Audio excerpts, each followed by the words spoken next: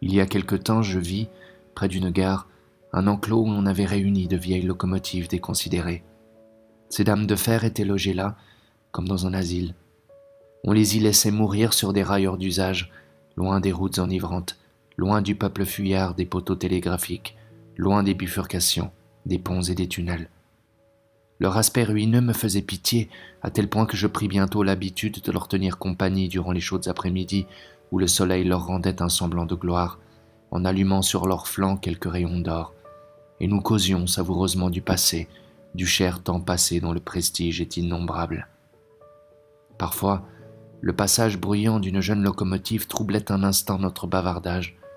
On la voyait faisant l'importante, pressée de se montrer au monde, luisante, empanachée de noir ou de blanc, parée comme pour un bal. Et c'était alors, chez mes vieilles amies, toute une effusion de plaintes, de regrets, de souvenirs. Comme l'eussent fait des êtres humains, elles goûtaient peu le temps présent. Leurs récits, où revivaient d'anciens jours, avaient ce ton d'aigreur fatiguée que l'on relève dans la conversation et les petites confidences des personnes blessées par l'âge et qui achèvent de mourir dans une maison de retraite. Il doit y avoir ainsi des refuges pour tout ce qui a cessé de plaire. J'imagine volontiers une ville italienne, blanche et rose, entourée de vastes jardins, au bord de la Méditerranée, où les vieux jouets, mis au rencard, seraient réunis. Les charrettes et les chevaux de bois y trouveraient des roules où s'exercer. Les soldats de plomb auraient une caserne peinte à la chaux, un champ de manœuvre et un hôpital dont la cour, plantée d'arbres ronds, serait pour les invalides, pour les éclopés et pour ceux dont le vernis s'écaille, un lieu de repos. Des parcs, destinés aux moutons frisés, des étables, une forêt où rôderaient les bêtes carnassières, les tigres aux entrailles de bourre, les lions à crinière pauvre, compléteraient le paysage.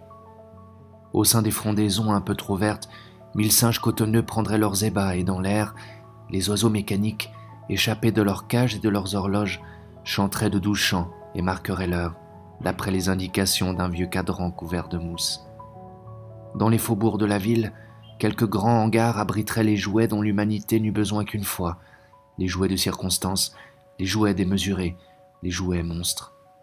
Là vieillirait dans le calme et le bien-être la tour de Babel, l'arche de Noé, le cheval de Troie, et celui-ci, par les beaux soirs piqués d'étoiles, s'en irait faire sur les vagues bleues un temps de galop en rêvant au grand incendie.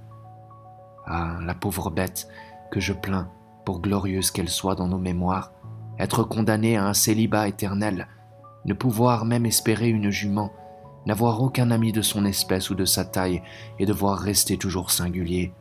Quel destin! Cela m'inspire une mélancolie si profonde que je retourne auprès de mes locomotives pour causer des petits événements passés. Je crois avoir su gagner la sympathie de ces charmantes dames, si proprettes malgré leur délaissement. Peut-être me diront-elles un jour que les asiles de l'univers sont innombrables. Oui, je gage qu'il s'en trouve pour les métaphores décriées, pour les vieilles images poétiques, les légendes qu'on oublia, les paroles superflues, les rimes pauvres. Et même, il se peut qu'il y ait, dans un point du ciel que j'imagine mal, mais qui doit être très supérieur, un refuge pour les prières qui n'ont pas touché Dieu.